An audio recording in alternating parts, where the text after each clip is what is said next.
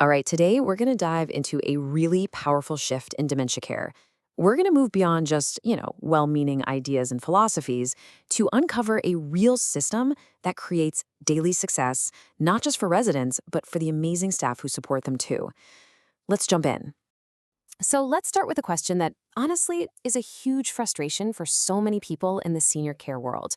We all have the absolute best intentions, right? A deep belief in dignity and respect, but the day-to-day can still feel like such an uphill battle. So why? Why does that gap exist? That's really the core question we're tackling today. And that really gets to the heart of it. We're going to look at why good intentions, even when they're part of a formal person-centered care philosophy, just aren't always enough to create real, lasting change on the ground. Okay, so this really breaks it all down. On one side, you've got philosophy, and that gives you good intentions, which is great. But on the other side, you have a system, and a system is actually designed to produce daily success. The first one inspires you, for sure, but the second one, that's what delivers, day in and day out. And yeah, this quote just nails it, doesn't it? Inspiration is wonderful, but let's be real. It can fade pretty fast under the pressure of a 12-hour shift. A system, though, a system gives you the structure and the tools to turn that inspiration into something real, something transformative, every single day. And this is exactly what happens when that great philosophy doesn't have a system to back it up. Does any of this sound familiar? You've got those responsive behaviors. Actions that come from confusion or distress that just seem to happen over and over. Residents who seem disconnected. And a care team that is just frustrated and completely burning out. These are all signs that good intentions just aren't cutting it. So, if a philosophy isn't enough, then what is? How do we bridge that gap? Well, the answer lies in a framework called Montessori-inspired lifestyle. Now, you might hear Montessori and think, wait, isn't that for kids? But those core principles of independence and respect, they are incredibly powerful in dementia care. It's not a replacement for person-centered values. It's the operating system that finally brings them to life. And here's the key thing to get about Mile. It is not just another set of nice ideas. It is a complete operational system.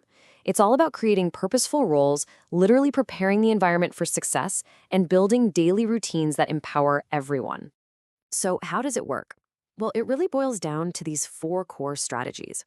First up, preparing the environment. We're talking simple things like clear labels and visual cues. Second, restoring roles, inviting residents to do real, meaningful work. Third, and this is huge, breaking tasks down into manageable steps so people can succeed. And finally, designing activities where a person can correct their own mistakes. That is such a massive confidence booster. Okay, so theory is great and all, but let's see how this actually works in the real world. This next part is the story of Maple Grove Long-Term Care, a home that went through a truly profound transformation. Before all this happened, Maple Grove was, by all accounts, a good place. The staff was kind, people were safe, the activity calendar was full. But something was missing. There just wasn't that sense of true engagement, of purpose. People weren't really thriving. And this slide right here, this is the absolute heart of the story. Everything changed when they shifted their thinking. They stopped asking, how do we keep residents busy? And started asking, what can they still do? It's such a simple change, but that one question reframed everything. It moved the focus from what was lost to what was still there. So what did asking that new question actually look like day to day? Let's see how the system came to life through a whole series of small, really practical changes at Maple Grove.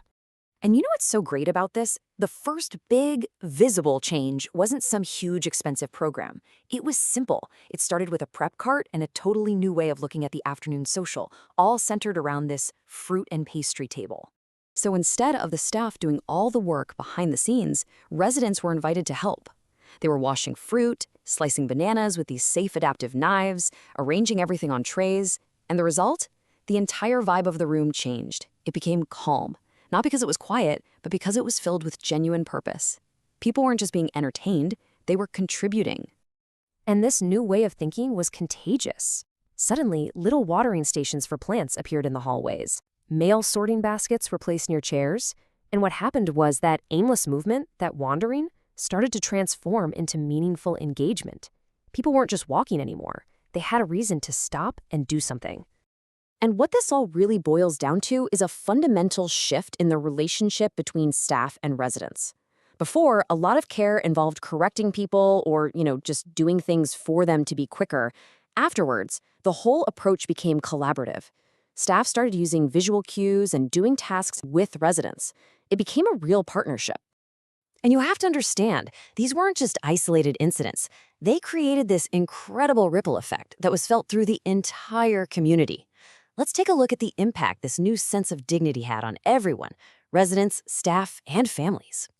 And look, the numbers actually back this up in a huge way. We're talking about a significant drop in responsive behaviors, a real decrease in how often call bells were used, and, get this, even fewer sick days taken by staff.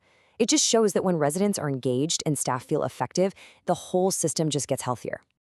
But beyond the data, the entire culture of the place changed. Staff reported feeling more pride in their work and way less stress. Residents were more engaged and less distressed. And families started saying they saw the person they knew and loved reemerging. The building itself just started to feel less like an institution and way more like a living, breathing human community. And listen to this quote from a nurse there. It just says it all. The shift wasn't just in what they were doing, it was in how they saw their entire role and the people they were caring for. It went from a job of management to one of collaboration. And this just brings it home with such a powerful image. Residents weren't just residents anymore. They became contributors. They were members of the hospitality team with a real, defined, respected role in their own community. It's just an apron, but it's so much more than that, isn't it? It signifies a restored identity. So let's circle all the way back to our main points. A lot of other models just tell caregivers to try harder, to somehow be more person-centered. But Montessori-inspired lifestyle is different. It's a game changer because it provides the actual structure in the environment, in the tasks, in the routines that makes success the default option, not the rare exception. And if you remember one thing from all of this, let it be this. Kindness is absolutely essential. Of course it is. But true, deep-seated dignity, that doesn't just come from being treated kindly. It comes from feeling competent, from knowing that you have something valuable to contribute to the world around you. So, we'll leave you with that question to think about. In any part of care, or really any part of our own lives, what amazing potential could we unlock if we just shifted our mindset from doing things for people to doing things with them? Thanks so much for joining me.